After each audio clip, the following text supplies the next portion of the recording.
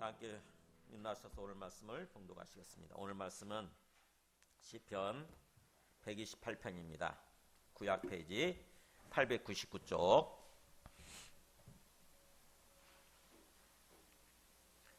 시편 128편 1절에서 6절까지 저희 이름은 한 절씩 교독하시겠습니다.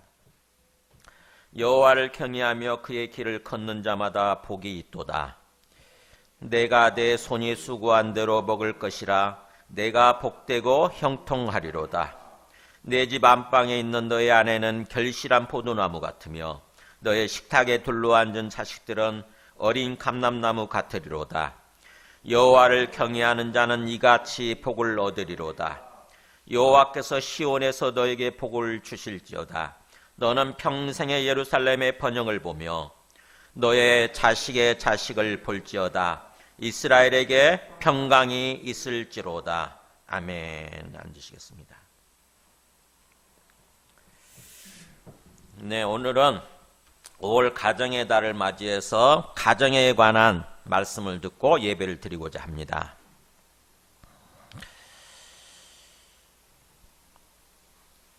가정이 뭐냐? 하나님께서 직접 지으신 어떤 그런 제도? 우리의 삶을 살아가는 어떤 그런 어떤 그 시스템. 그게 뭐냐면은 가정과 교회예요. 아세요? 하나님이 가정을 직접 만드시고 또 교회를 직접 만드셨어요. 그러니까 우리가 그렇게 안 하실 수도 있었잖아요. 그죠? 그냥 우리 개별적 인간을 지으시고 나서 그냥 너 살아 이렇게 할 수도 있잖아요. 근데 그렇게 하지 않으셨고, 창세기에서 보면은 아담을 만드신 다음에 하와를 또 짝으로 만들어서 부부가 되게 하시고 가정을 이루게 하시는 거죠. 그러면서 생육하고 번성하고 충만하라 이렇게 말씀하신 거죠. 그리고 또 신약에 와서 교회를 만드시잖아요. 예수님께서. 예수 믿고 구원받았으면 그냥 너 개별적으로 살아 이렇게 하실 수도 있는데 그렇게 하지 않으시고 교회를 세우세요. 예수 믿는 사람들 하나로 가족으로 묶어주시는 거죠. 왜 그러셨을까요? 여러분 궁금하지 않으세요? 그게? 그렇게 생각해 보신 적 없으세요? 왜 그러셨을까? 왜 굳이 가정이라고 하는 것을 만드시고 가정이라고 하는 환경 속에서 우리를 살아가게 하셨을까? 또 교회라고 하는 것을 만드시고 교회라고 하는 어떤 그 환경 속에서 신앙생활을 하게 하셨을까? 왜 그러셨을까? 항상 어떤 우리가 말씀을 읽으면서 우리는 너무 익숙해서 그게 이제 익숙해서 별로 질문도 생각이 안 나지만 질문해 보셔야 돼요. 주님께 자꾸 물어보셔야 돼요. 왜요? 이렇게 자꾸 주님이 왜요? 어떤 그런 질문을 할 때 주님이 굉장히 기뻐하십니다. 주님의 뜻을 제대로 알게 되는 거거든요.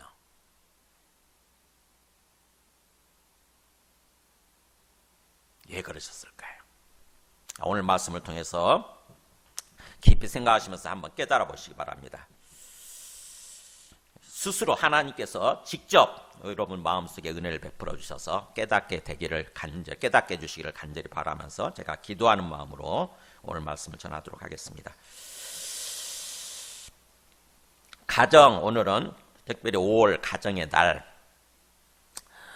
다음 주는 성령 강림주일이에요. 그래서 초점이 그렇게 바뀌게 됩니다. 그래서 5월 가정의 달 맞이해서 항상 해마다 제가 가정에 관한 말씀을 묵상하면서 예배를 드리게 되는데 보통 2주 내지 3주 정도 그렇게 했는데 올해는 딱 한 번만 될 것 같아요. 한 번. 이번 주 오늘. 그래서 오늘 말씀에 가정에 관한 말씀을 다 담아서 이렇게 가정에 관해서 집중적으로 묵상하면서 예배를 드리려고 합니다. 자, 가정에 관한 말씀을 듣기 전에 우리 옛날에도 한번 보여드린 적이 있는 것 같은데 우리 간증 하나 이렇게 보여드리도록 하겠습니다.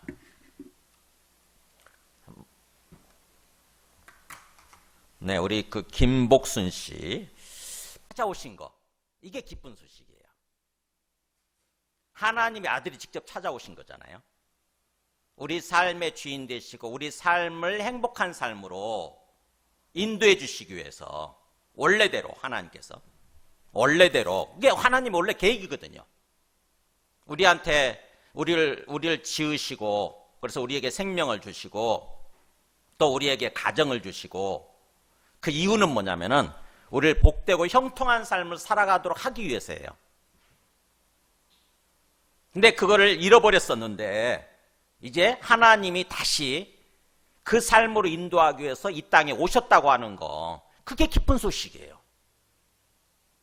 그러니까 복음을 제대로 알고 진정으로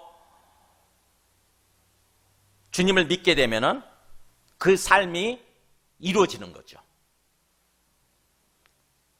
그래서 가정이라고 하는 것을 왜 주셨느냐, 가정이 얼마나 중요한지 하나님을 잘 모르는 사람들도 옛날에 가정의 중요성에 대해서 그런 식으로 표현을 했어요. 보면은 가와만사성이란 말 아세요? 한자만 한번 보세요. 이게 무슨 뜻이에요? 요즘은 한자를 안 배우니까 우리 예빈이랑 이런 애들은 전혀 몰라요, 이게. 근데 우리는 조금 뭔가 조금 저기 한 분들은 제가 한 40대 이상은 알 것 같아요. 가와만사성, 뭐예요? 가정이 화목하면 만사, 모든 일이 성취된다, 이루어진다 뜻이에요. 그러니까 가정이 화목하고 가정에 주님의 은혜가 충만하며, 은혜가 충만하고 사랑이 충만하게 되면 다른 모든 일들, 우리가 인생에서 하고자 하는 일들이 자연스럽게 다 성취된다는 거죠. 이루어진다고 하는 거죠. 반대로 가정이 화목하지 않으면 만사 패겠죠. 그죠? 모든 것이 실패하게 된다고. 여러분 공감하십니까? 가정에서 부부싸움하고 회사 출근하면 회사에 가서 결국에는 뭐예요? 직원들하고 계속 싸우잖아요. 밑에 직원들하고 계속 싸우고. 그런 모습이 되는 거죠. 그 다음에 또 이게 명심보감에 나오는 표현이라고 그래요. 가와만사성이란 말이에요. 그 다음에 여기는 이제 대학에 나오는 표현인데, 수신제가 지국평천하 라는 말을 썼어요. 맹자가 썼겠죠. 수신, 자기 자신을 단련한다 이런 뜻이잖아요. 자기 자신을 단련하고, 그 다음에 가정을 구제하고 구원하고, 그렇게 되면은 치국, 나라를 다스리게 되고, 평천하, 온 세상, 온 천하를 평정하게 된다 이런 뜻이에요. 그러니까 순서가 그렇게 되는 거죠. 먼저 나를 먼저 내가 구원받아서 내가 단련이 되어져야 되고, 내 심령이. 그러면서 또 가정의 구원이 임해서 가정이 제대로 이렇게 뭔가 평탄하고 화목한 가정으로 세워져야 되고, 그럴 때 비로소 나라를 다스리는 그런 어떤 그 통치자로 세워지게 되고, 그 다음에 나아가서 온 세상을 통치할 수 있는 그런 어떤 통치자로 세워지게 된다고 하는 거죠. 그래서 앞에가 안 되면 이게 뒤가 안 되는 거예요. 이 앞에 부분이 안 되면 뒤가 안 되는 거죠. 먼저 내가 제대로 세워져야 되고, 그 다음에 우리 가정이 세워져야 되는 거죠. 이만큼 하나님을 모르는 사람들인데도 불구하고 그냥 자연스럽게 알았겠죠. 삶을 통해서, 경험을 통해서. 그게 일반계시라고 그래요. 일반적인 어떤 상황을 통해서 깨닫게 되는 거예요. 진리를 깨닫게 되는 거예요.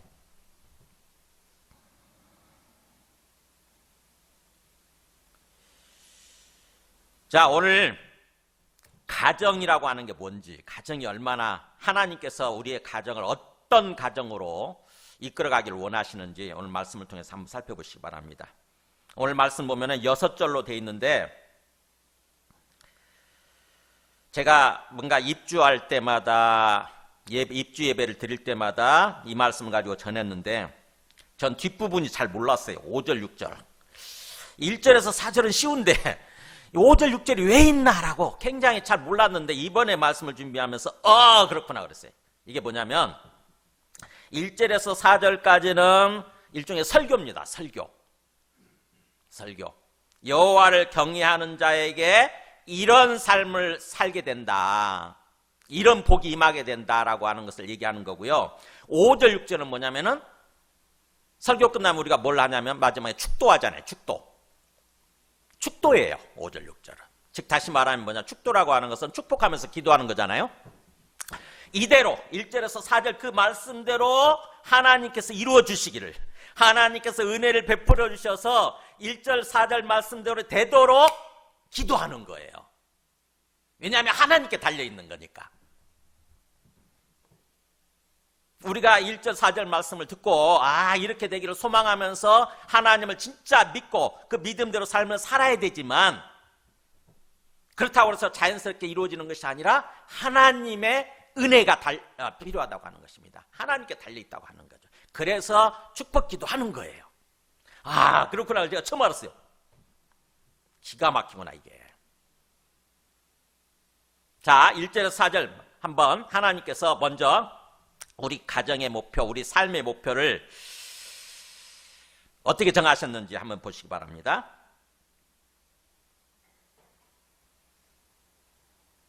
여호와를 경외하며 그의 길을 걷는 자마다 복이 있도다라고 운을 떼죠.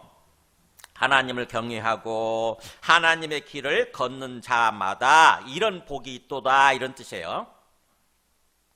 그래서 첫 번째 복이 뭐냐? 너가 너의 손이 수고한 대로 먹을 것이라 너가 복되고 형통하리로다. 무슨 복 같아요? 너가 너의 손이 수고한 대로, 일하는 거잖아요. 일하는 대로 먹을 것이다. 그렇게 해서 너가 복되고 형통한 삶을 살게 될 거다라고 하는 거예요. 이거는 우리 삶에 대한 하나님의 소망이고 하나님의 목표입니다. 어떻게 보면 우리 일하는 거 경제활동이죠. 경제활동. 우리가 열심히 수고하고 일을 해서 돈을 벌잖아요. 근데 그 돈이 밖으로 새나가지 않고 그 수고한 것을 누리면서 삶을 살게 될 거라고 하는 것입니다. 뭐가 그렇게 복이에요? 뭐가 그게 그렇게 복이죠? 네, 경험해 보신 분들은 압니다. 열심히 일해서 돈을 벌었는데 그 돈이 내 거가 되지 않고 밖으로 새나가는 경우 있잖아요. 옛날에는 어떤 그 짐승이나 또는 메뚜기 떼가 찾아와 가지고 완전히 곡식을 다 먹어버리게 되면은 열심히 수고해봤자 아무 소용이 없는 거죠.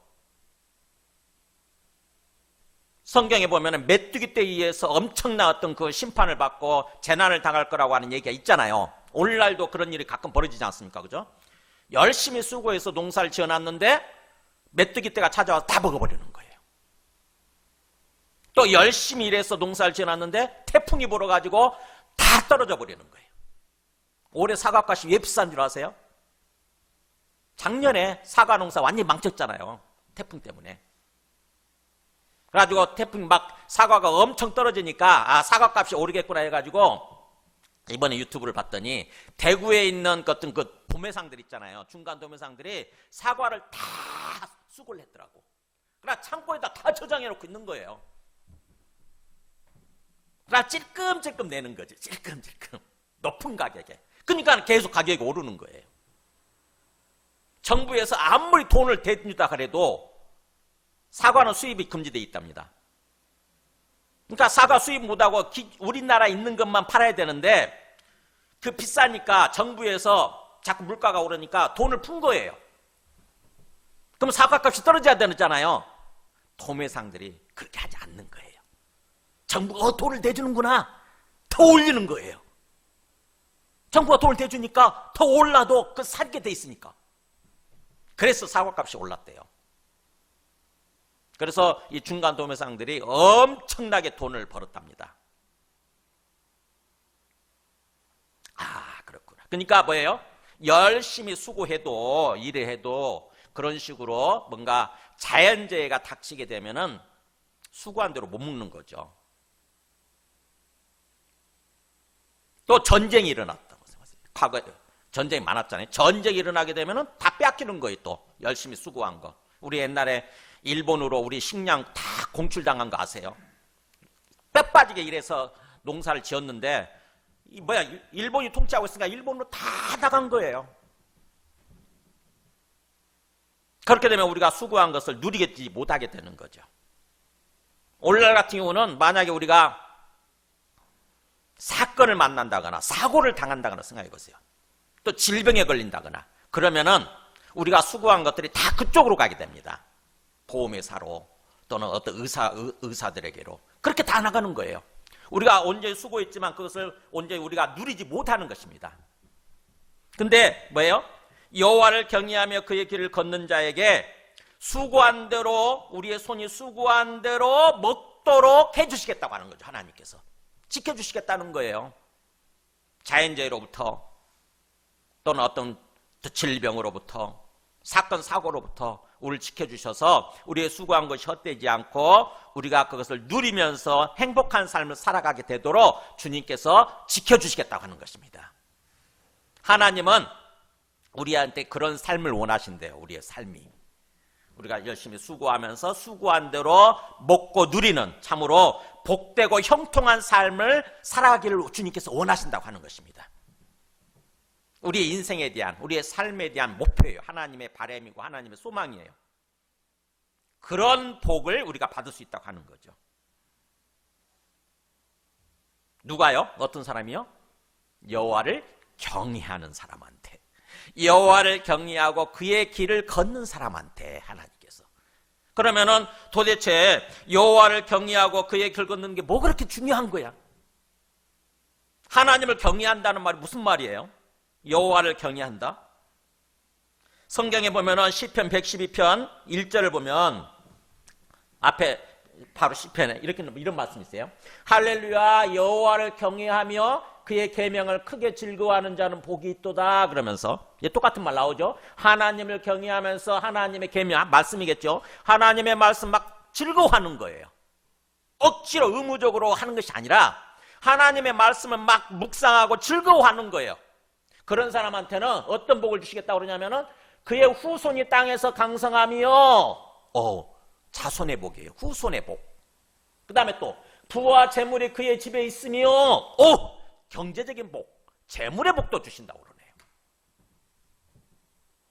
그러니까 뭔가 하나님을 경외하는 것, 여호와를 경외하는 것을 하나님께서 굉장히 중요시 여긴다고 하는 것을 알 수 있죠. 그죠? 제가 이 여호와를 경외하는 것에 대해서 말씀을 여기저기 찾아보니까 정말 많이 있더라고요. 시편 111편 5절도 보니까 여호와께서 자기를 경외하는 자들에게 양식을 주시며 그의 언약을 영원히 기억하시로다. 하나님을 경외하는 사람들한테 먹을 양식, 일용할 양식을 계속 주시고 또 하나님께서 주신 언약을 우리를 구원해 주시겠다라고 하는, 천국으로 인도해 주시겠다고 하는 그 언약을 영원히 기억하시면서 인도해 주신다는 하죠.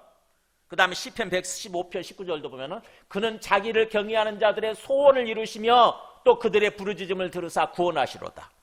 하나님께서는 하나님을 경외할 때 그 사람의 소원 있잖아요. 우리 전부 다 소원, 소망 있잖아요. 그것을 이루게 해주시고 그 다음에 우리가 필요할 때 부르짖고 간구할 때 그것을 또 들어주신다고 하고 147편 11절도 여호와는 자기를 경외하는 자들과 그의 인자하심을 바라는 자들 기뻐하시는도다.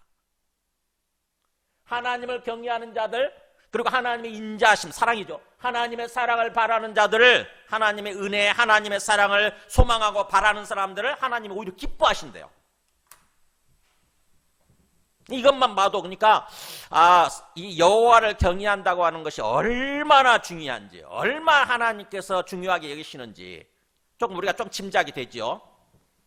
여기까지가 제가 말씀을 준비했는데 오늘 다시 기도하면서 말씀을 또 찾아보다가 이런 말씀이 있더라고요. 신명기, 제가 그거는 지금 준비를 못했어요. 신명기 10장 12절에 보니까 한번 찾아보세요.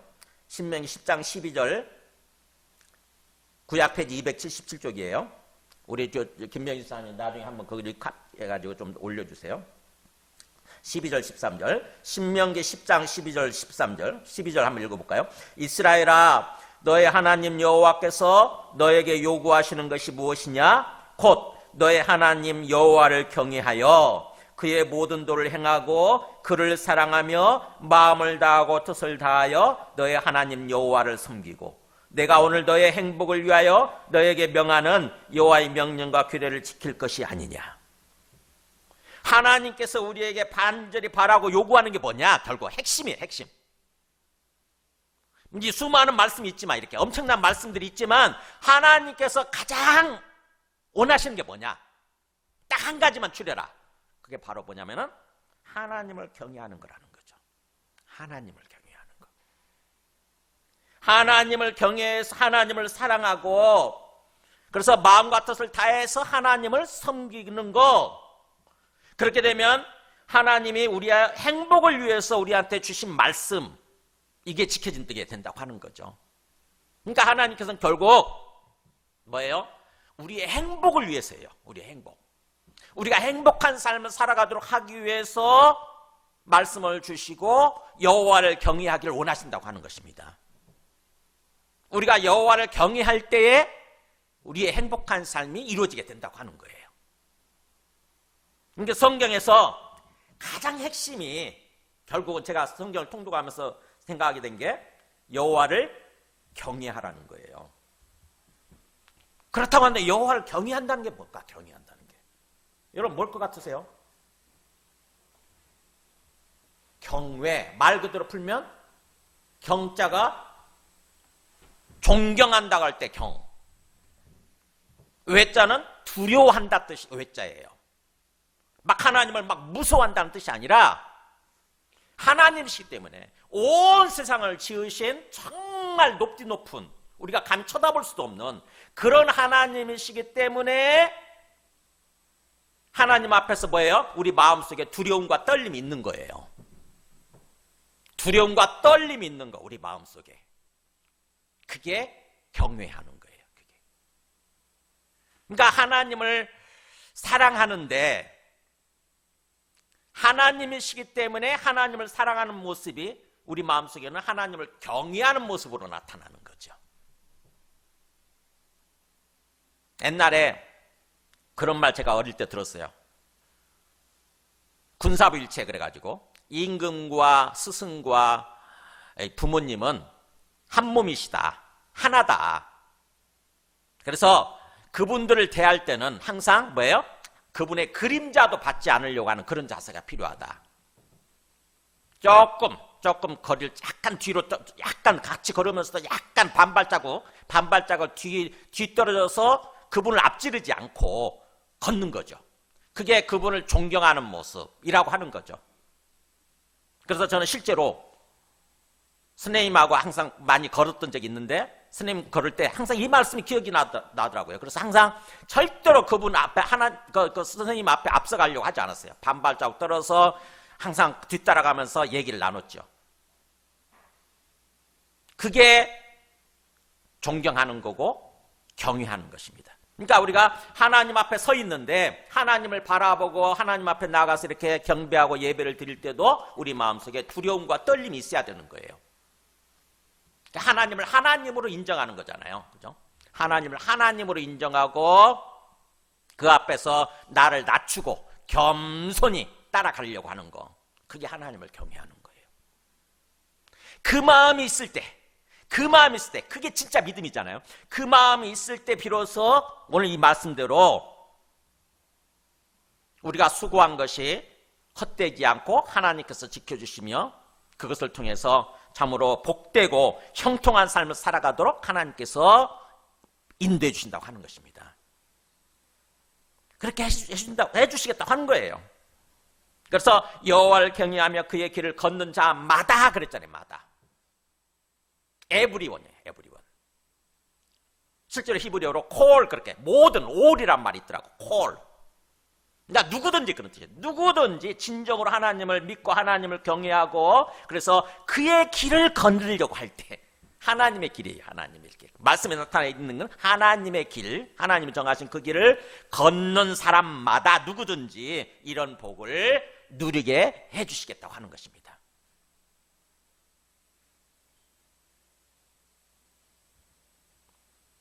이것이 하나님께서 우리의 삶을 향한, 우리의 인생을 향한 하나님의 목표고 하나님의 바람이고 하나님의 소망이에요. 하나님께서는 그러니까 우리가 이런 삶, 이런 참으로 복되고 형통한 삶, 이 복되다는 말이 복이 있는 자는 하고 시편 1편 1절에 보면 나오잖아요. 복이 있는 자는 뭐 악인의 꾀를 따르지 않고 막 이렇게 나오잖아요. 주야로 주님의 말씀 묵상하는 자로다. 이 복이 똑같은 단어예요. 뭐냐면은 원래 복 있다는 말은 이렇게 쭉 뻗어가다 똑바로 뻗어가다 이런 뜻이에요. 똑바로 뻗어가다.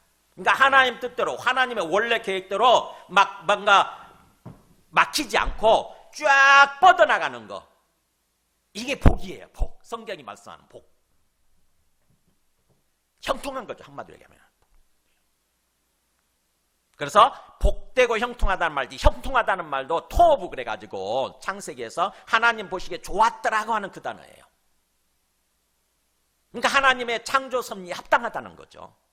하나님의 원래 지으신 대로 원래 하나님의 창조 계획대로 합당한 모습으로 이루어진다고 하는 것입니다. 우리 삶이. 하나님은 그걸 원하시는 거죠. 우리 삶이 정말 우리가 복되고 형통한 삶을 살아가기를 원하시는 거예요. 하나님이 간절히 바라고 원하시는 거죠. 근데 그것이 우리가 하나님을 진정으로 믿고 경외하면서 하나님의 길을 걸으려고 할 때 그게 이루어진다고 하는 거죠. 그래서 하나님께서는 첫 번째 우리가 하나님을 경외할 때 우리의 삶이 그렇게 형통하고 복된 삶으로 세워지는 거, 그것을 원하신다고 하는 것입니다. 그 다음에 두 번째 3절 4절 보세요. 너의 집 안방에 있는 너의 아내는 결실한 포도나무 같으며 너의 식탁에 둘러앉은 자식들은 어린 감람나무 같으리로다. 가정의 복이에요. 가정의 복. 우리 가정이 또 형통하고 복된 삶으로 세워지기를 주님께서 바라시는데 그 형통하고 복된 모습이 뭐냐? 배우자죠. 너의 집 안방에 있는 너의 아내는 결실한 포도나무 같으며, 이 남자 입장에 썼으니까 지금 아내를 얘기하는 거죠. 우리는 배우자로 받아들이면 돼요. 아내가 결실한 포도나무예요. 혹시 여러분 포도원 같은 데 가보셨어요? 7월 8월 때면은 포도가 나오기 시작하잖아요. 꼭 포도원에 한번 가보시기 바랍니다. 그러면은요 거기는 포도덩굴 밑에 편상 있잖아요. 이걸 갖다 놓고 거기서 그 포도를 이렇게 따먹을 수 있도록 그렇게 해놨어요. 돈을 1인당 얼마 내면은 포도가 막 주렁주렁 달려있는 포도덩굴 밑에서 그 편상 위에서 포도를 먹으면서 시간을 보낼 수 있습니다. 근데 그 포도가 주렁주렁 달려있는 그걸 보는 것만으로도 마음이 정말 행복해져요. 마음이 풍성해지고 이상하게 치유가 돼. 힐링이 일어나, 힐링이.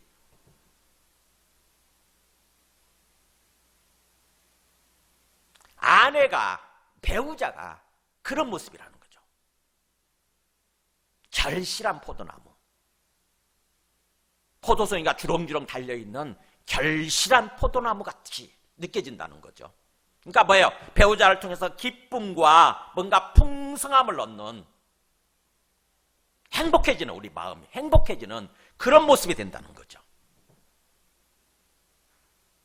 그 다음에 또 뭐라고 그러냐면 어린 자식, 너의 식탁에 둘러앉은 자식들은, 우리의 자녀들이죠. 자녀들은 어린 감람나무 같으리로다. 감람나무는 뭐예요? 올리브 나무잖아요. 올리브 열매가 우리도 요즘은 자주 먹지만 이제 우리나라에서, 근데 이스라엘이라고 하는 이 나라에서는 감람나무는요 정말 필수식품이에요. 필수식품. 굉장히 몸에 좋대잖아요.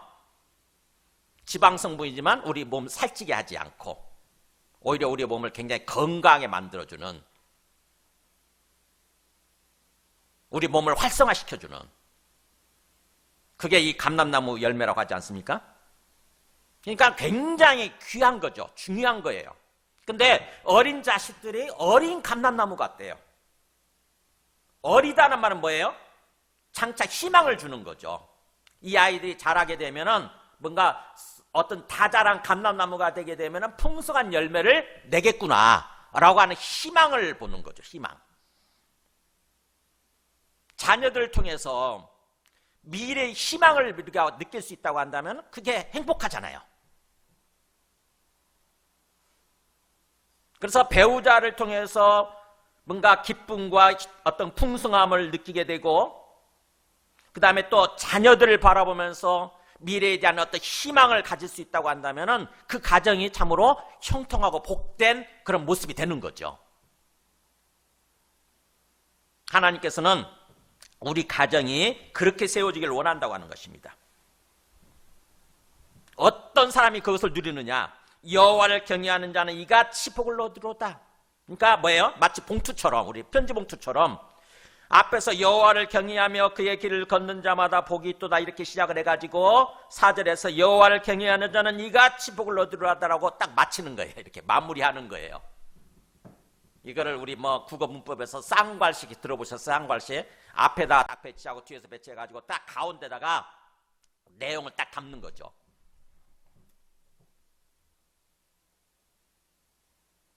그래서 여호와를 경외하는 사람이 이런 복을 누릴 거라고 하는 거, 하나님은 그렇게 되기를 원하신다고 하는 것을 딱 강조하는 거예요. 그러면 여호와를 경외하면서 하나님의 길을 걷는다고 하는 거, 이 가정에 관한 그 여호와의 길, 가정에 관한 하나님의 말씀이 어디 있느냐? 우리 에베소서 잘 아시잖아요. 에베소서 5장 22절 보면은 가정에 관한 말씀이 집중적으로 나오죠. 이게 하나님께서 정하신 길이에요. 가정에 관한. 한번 다 우리가 복습 삼아서 한번 보겠습니다. 먼저 아내들한테는 뭐라고 그랬어요? 남편에게 하나님 정하신 길이 남편에게 복종하기를 주께 하듯 하라. 그 다음에 또 남편들한테는 아내 사랑하기를 뭐같이 하라? 그리스도께서 교회 공동체, 우리 예수 믿는 사람들, 교회 공동체를 사랑하셔서 자기 생명을 주신 같이, 자기 자신을 주신 같이 그렇게 하라. 이게 가정에 관한 하나님의 길이고 하나님의 말씀이에요. 그 다음에 또 부모와 자식 간의 관계에서 그 다음 말씀 보면은 자녀들아 주 안에서 너희 부모에게 순종하라. 자녀들은 뭐예요? 부모님께 순종하는 거. 그 다음에 너의 아버지 어머니를 공경하라. 부모님을 공경하는 거. 부모님 말씀에 순종하고 부모님을 공경하는 거. 공경이 뭐예요? 부모에게 부모를 마음을 다해서 떠받드는 거에 공경이잖아요. 그죠? 마음을 다해서 떠받드는 거. 그 다음에 또 부모들은 어떻게 되어 있습니까? 부모들은 자녀들에 대해서 너희 자녀를 노엽게 하지 말고 주님의 교훈과 훈계로 양육하라. 세상적으로 키우지 말고 세상의 방식, 세상의 어떤 그런 방식대로 그렇게 키우지 말고 뭐예요? 주님의 교훈 방식, 주님의 훈련 방식으로 키워라. 주님께서 하시는 것처럼. 이게 가정에 관한 하나님의 말씀이고 하나님의 길이에요. 이 말씀대로 살아갈 때, 비로소 살아가려고 할 때 이렇게 가정이 형통하고 복된 모습으로 세워지게 된다고 하는 것입니다. 그러면서 이제 마지막 말씀이에요. 5절, 6절. 이렇게 딱 설교를 하고, 이 시편 기자가 설교를 하고, 이제 놀랍게도 축도를 합니다. 보세요. 축도. 누가 이거를 이루게 해주시느냐. 우리한테는 믿음이 필요하지만, 하나님을 경외하는 믿음이 진짜 필요하지만, 그러면서도 그것만으로 되지 않고, 진짜 하나님께서 은혜를 베풀어 주셔야 되니까 하나님께서 이루어 주셔야 된다고 하는 거죠. 그래서 하나님을 향해서, 하나님을 바라보면서 사람들을 향해서 손을 들고 축복하면서 기도하는 거예요. 하나님, 이 말씀대로 이루어지게 하여 주시옵소서. 이 말씀대로 저 사람들에게 정말 삶이 형통하고 복되고 또 가정이 형통하고 복된 모습으로 세워지도록 주님께서 은혜를 베풀어 주시옵소서, 주님께서 이루어 주시옵소서라고 축복하면서 기도하는 거예요. 보세요. 5절에 여호와께서, 주어가 그렇게 나오잖아요. 여호와께서 시온에서 너에게 복을 주실지어다. 이렇게 이런 복을 주실지어다. 그래서 너는 평생의 예루살렘의 번영을 볼지어다. 예루살렘의 번영. 예루살렘이 뭡니까? 하나님을 믿는 백성 이스라엘의 수도가 예루살렘이잖아요. 즉 다시 말하면 하나님을 믿는 사람들, 하나님을 믿는 가정이 모인 곳이, 가족의 중심이 예루살렘이에요. 교회입니다. 교회. 오늘날 신약적으로 얘기하면 교회의 번영을 볼지어다 이거예요. 너는 평생 동안 교회 공동체가, 하나님 믿는 사람들이 뭔가 부흥하고 많아지는 것, 그것을 누리게 될지어다. 그 복을 누리게 될지어다 이거예요. 하나님께서 그렇게 이루게 해주시기를 원한다고 하는 거죠. 그러면서 너의 자식의 자식을 볼지어다. 뭐예요? 우리가 건강하고 오래오래 살아서, 자식의 자식이면 손자잖아요. 계속해서 뭐예요? 자녀들이 번성해지는 거죠. 번성하는 걸 보는 거죠. 믿음의 명문 가정으로 세워지는 것을 보고 누리는 것입니다. 우리가 하나님께서 그렇게 해주시길 원한다고 좀 축복하면서 기도하는 거예요. 그리고 이스라엘에게 평강이 있을지어다. 이스라엘 뭐예요? 하나님의 나라잖아요. 하나님이 택하신 사람들, 하나님의 나라에 평강, 샬롬이 있을지로다.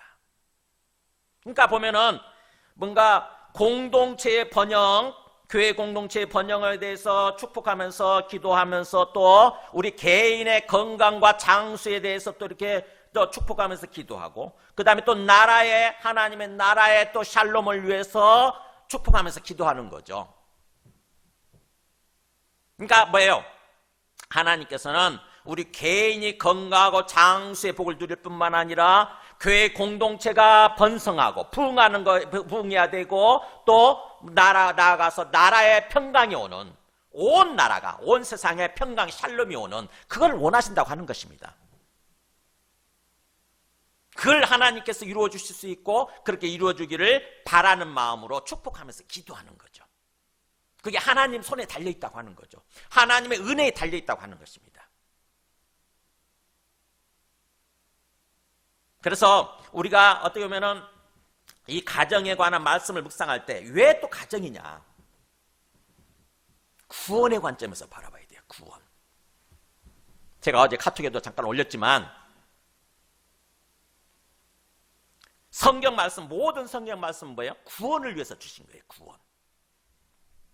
성경 말씀은 구원에 관한 말씀이에요.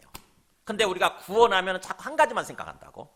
죽어서 가는 거, 죽어서 가는 천국, 요것만 자꾸 생각을 해. 근데 구원이라고 하는 것은 일종의 회복입니다. 회복.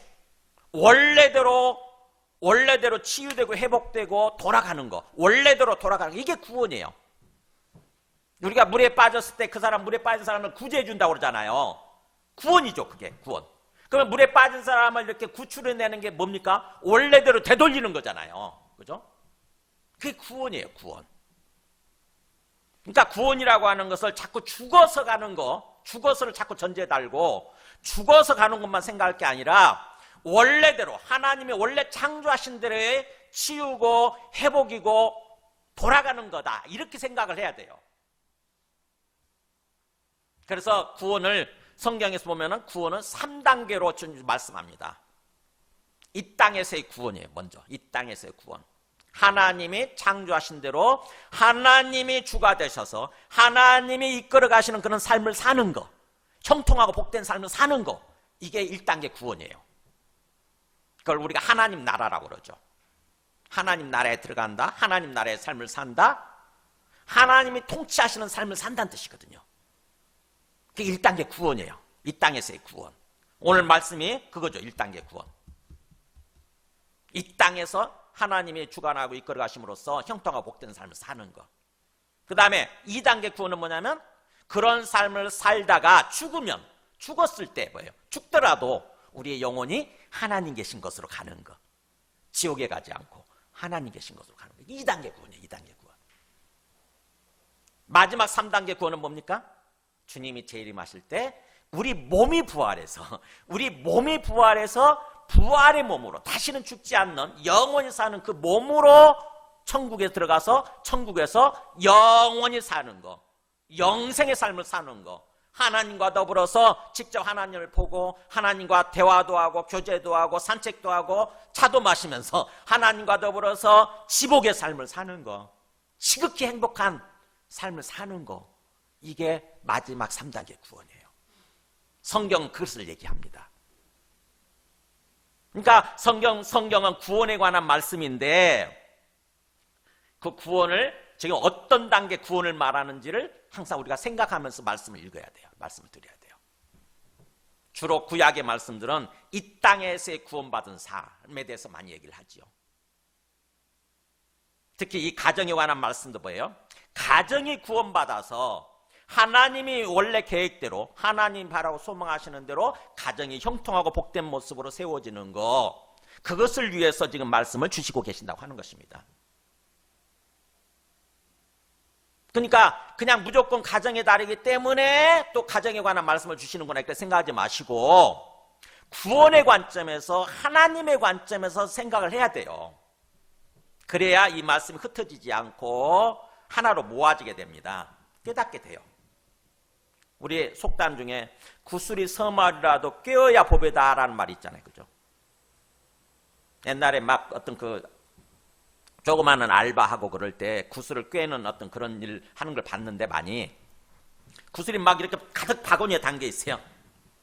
근데 그거를 실로 이렇게 막 깹니다. 실로 깨가지고 목걸이를 만들잖아요. 목걸이. 그러면 그 이제 목걸이가 되면은 그게 이제 그야말로 목에 걸고 다니는 어떤 그런 비싸게 파는 그게 되는 거죠. 그게 보물, 보배가 되는 거예요, 일종의. 근데 구슬이 뭐야 하나하나 흩어져 있으면 보배가 아닌 거죠. 그거 언제 다 가지고 다니겠어요? 그렇듯이 구슬이 서말이 있다 할지라도, 세 마리나 있다 할지라도 그것을 실로 꿰어야 귀한 보배가 되듯이, 귀한 보물이 되듯이 말씀도요. 말씀도 구원이라고 하는 실을 가지고 꿰어야 돼요. 수많은 말씀들이 있잖아요. 그죠? 목사님들이 수많은 설교를 하지 않습니까? 근데 그 수많은 설교, 수많은 말씀들을 구원이라고 하는 실을 가지고 하나로 쫙 꿰야, 아, 이 말씀은 어떤 맥락에서 주시는 거구나. 이 말씀을 왜 주시는 거구나. 하나님께서 우리한테 어떤 구원으로 인도해 주시려고 하시는 거구나. 이걸 깨닫게 되는 거예요. 그래야 그것의 중요성을 알게 되는 거죠. 구원의 관점에서 가정에 관한 말씀을 묵상하고 깨달아야, 아, 하나님의 말씀대로 가정을 그렇게 세워가야 되는 거구나. 그것을 간절히 바라고 소망하고 또 하나님께 기도해야 되는 거구나. 이걸 깨닫게 되는 거예요. 우리는 나는 하나님 말씀 잘 알고 있어. 뭐 또 가정에 다니까 또 가정에 관한 말씀이네. 이런 생각을 해가지고 이런 생각 하다 보니까 어느 순간에 말씀을 들어도요. 그냥 그러려니 하고는 그냥 넘겨요. 이렇게. 그러다 보니까 하나님이 목적하신 대로, 하나님이 간절히 바라고 소망하시는 대로 세워지지 않는 거예요. 그냥 들었을 뿐이지 우리 마음을 거기다 두지 않으니까. 그걸 간절히 바라고 소망하면서 그것을 위해서 기도해야 되는데, 그렇게 이루어지게 해달라고, 우리의 가정의 진정으로 또 우리의 삶의 진정으로 복되고 형통한 모습으로 세워지도록 하나님께서 우리에게 주기를 원하시는 그런 구원받은 모습대로, 구원받은 모습대로 세워지도록 그렇게 간절히 소망하고 기도해야 되는데 그걸 안 하니까 그렇게 세워지지 않는 거예요. 그래서 오늘 말씀을 묵상하실 때 구원의 관점에서 생각을 하시기 바랍니다.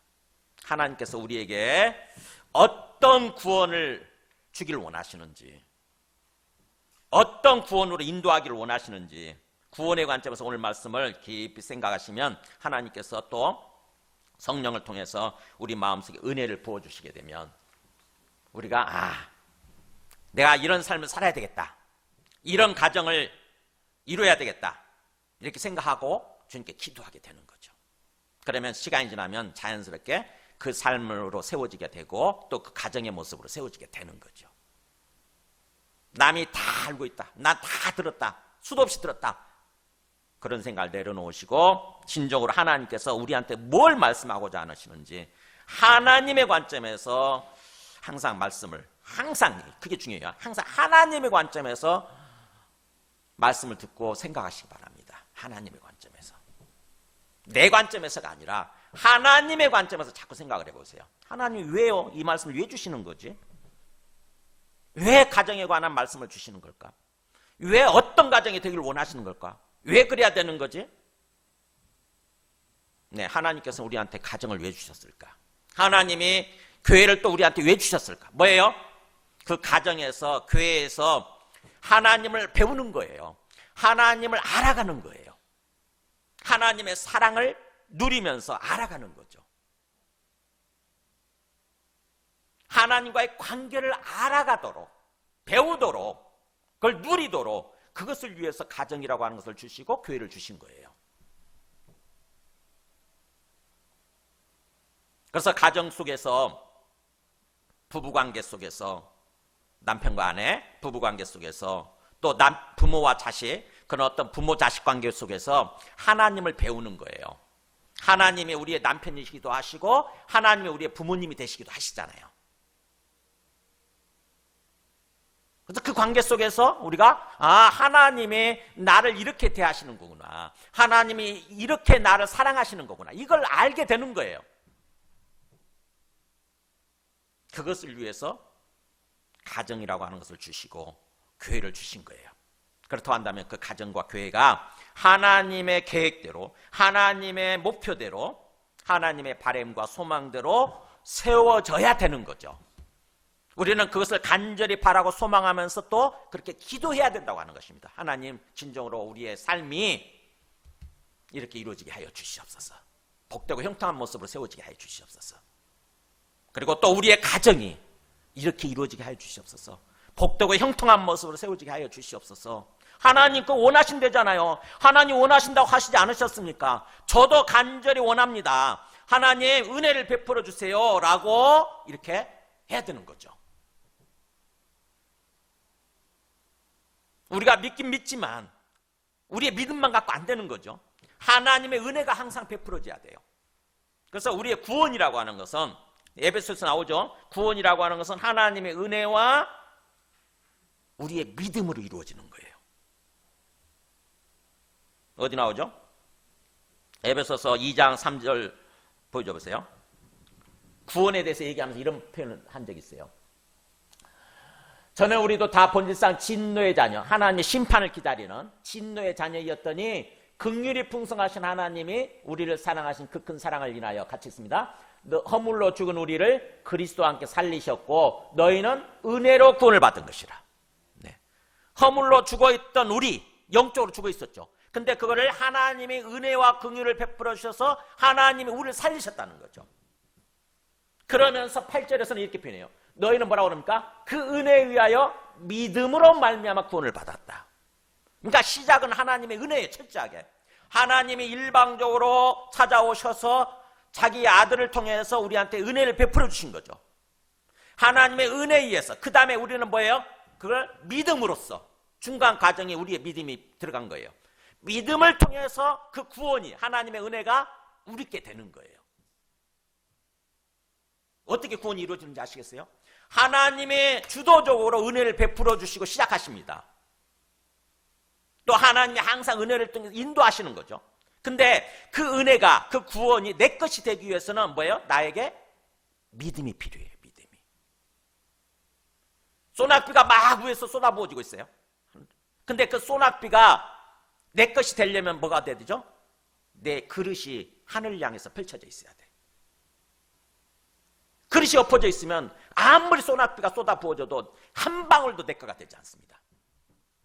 그러니까 하나님께서는 우리 모두를 사랑하셔서 온 세상을 사랑하시죠. 하나님의 작품이고 하나님 피조물들이니까. 하나님의 자식들이거든요. 다. 부모가 자식들을 모든 자식들을 사랑하듯이 하나님께서 우리 모두를 사랑하신다고. 그래서 어떻게든 우리한테 은혜를 베푸시고 우리를 원래대로 하나님의 원래 계획하셨던 그런 복되고 형통한 삶으로 인도하시려고 하시는데 문제는 내한테 믿음이 없으면 그게 내 거가 되지 않는 거예요. 그러니까 우리한테는 믿음이 필요하죠. 내 거가 되려면 우리 개인의 믿음이 필요합니다. 그런 식으로 해서 구원이 이루어지는 거예요. 그래서 오늘 말씀에서 여호와를 경외하며 그의 길을 걷는 자마다 그 말은 개인적으로 얘기하는 거잖아요. 모든 사람을 얘기하면서도 everyone, 각각의 개별적인 사람을 얘기하는 거죠. 진정으로 하나님을 참으로 믿고 진정으로 믿고 그 다음에 하나님을 두려움과 떨림으로 하나님 앞에서 행하는 사람. 하나님을 진정으로 공경하는 거, 존경하는 거죠. 하나님을 경외하는 사람. 그런 사람에게 이런 복이 이루어진다고 하는 거죠. 이런 구원이 이루어진다고 하는 것입니다. 말씀을 정리합니다. 제가 기도해 드리는 항상 우리 교회를 위해서 기도하고 또 헌금도 계속 하시는 우리 제가 서초동 사랑의 교회 제가 거기 섬길 때 반포동 섬길 때 그 순장이셨던 그 권사님 계세요. 그 아들이 서울대 나왔는데 유학 갔다 와서 교수 발령이 돼야 교수로 임용이 돼야 되는데 안 되니까 계속 기도 요청을 하셨어요. 그랬다가 올해는 정말 하나님께서 한 3년 기도했거든요. 정말 올해는 꼭 이루어 주시라고 기도했더니 놀랍게도 올해 됐어요. 진짜 충남대 교수로 이렇게 임용이 됐어요. 근데 그분이 항상 제한테 기도점을 보내는데 이 말씀을 주셨더라고요. 이 말씀을 놓고 우리는 가정의 모토로 삼고 기도합니다. 이렇게 하시더라고요. 어디 나오냐? 여호수아 24장 15절이에요. 보면 이 말씀 나오더라고. 만일 여호와를 섬기는 것이 너희에게 좋지 않거든 너희 조상들이 강 저쪽, 유프라테스 강이죠. 유프라테스 강 저쪽에서 섬기던 신들이든지 우상들이죠. 우상이든지 또는 너희가 거주하는 땅에 있는 가나안 땅에 있는 아모리 족속의 그 신들 우상이든지 너희가 섬길 줄 오늘 택하라. 여호수아가 지금 얘기하는 거예요. 설교를 딱 하고 나서 마지막 얘기예요. 사람들한테, 이스라엘 백성들한테. 너희들 마음대로 너희가 선택해라. 어떤 신을 섬길 것인가. 그러면서 오직 나와 내 집은 뭐라고 그러냐면 여호와를 섬기겠노라 이렇게 돼 있어요. 너희들은 어떤 선택을 하든지가 나는 나와 그다음 우리 가정은 여호와 하나님만을 섬기기로 여호와 하나님만을 경외하면서 진정으로 믿고 섬기기로 결심을 했다. 작정을 했다. 정했다. 이런 표현이에요.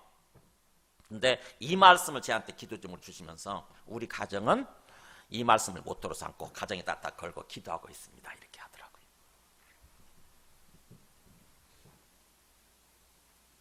우리가 이렇게 필요한 거죠. 작정입니다. 작정. 결심이 필요해요. 항상. 믿음은 결심입니다. 우리 의지적인 결정이에요. 말씀을 통해서 알잖아요. 이제 알았잖아요. 머리로 아는 정도 끝나면 안 돼요. 작정이 필요해요. 하나님 이게 사실이라고 한다면 진정으로 제가 하나님을 믿고 하나님을 경외하는 삶을 살도록 하겠습니다. 그래서 하나님 목표대로 내 삶이 내 인생이 또 우리의 가정이 이렇게 형통하고 복된 모습으로 세워지기를 간절히 원합니다. 그걸 목표로 걸어가겠습니다. 그것을 위해서 하나님께서도 주께서도 우리한테 은혜를 베풀어 주시옵소서. 그렇게 되도록 반드시 그렇게 되도록 이루어지도록 은혜를 베풀어 주시옵소서라고 기도해야 되는 거죠. 자, 오늘 말씀 보면은 처음에 시작이 뭐라고 되어 있습니까? 성전에 올라가는 노래라는 말 나오죠.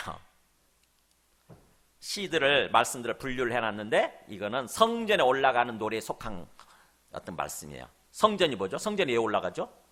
제사 드리기 위해서, 예배 드리기 위해서 올라가는 거예요. 그러니까 이스라엘 백성들은 뭐예요? 성전에 올라가서 예배 드리면서 이 말씀을 계속 듣고 묵상하고 그런 거죠. 그래서 뭐예요? 이 말씀대로 이루어지게 해달라고 그렇게 기도했던 거죠. 예배 드리면서. 우리가 이스라엘 백성들처럼 우리 믿음의 선배들이죠. 이스라엘 백성들처럼 참으로 우리의 삶, 우리의 가정, 또 우리의 인생이 참으로 오늘 말씀대로 그렇게 이루어지도록 목표를 딱 정하시기 바랍니다. 목표를 정하고 하나님께 간절히 소망하는 거예요. 하나님 반드시 이렇게 되게 해 주시옵소서. 그럴 때 주님께서 간절히 기도할 때 주님께서 이루어 주시는 거죠. 지금 사탄은요 집중적으로 공격하는 게 뭔 줄 아세요? 가정이에요. 가정. 가정이 무너지면 다 무너집니다. 그래서 첫 번째 창세기 3장에서 무너지잖아요. 가정을 공격해가지고 결국에는 아담이 뭐예요? 죄를 짓고 난 다음에 누구 탓을 하냐면 하와한테, 자기 아내한테 돌리잖아요. 창세기 3장 12절에 나오죠? 첫 번째 가정 무너지는 거예요. 사탄의 집중적인 공격이 이루어진다고. 가정만 무너지면 다 무너뜨릴 수 있거든. 아담이 그러잖아요.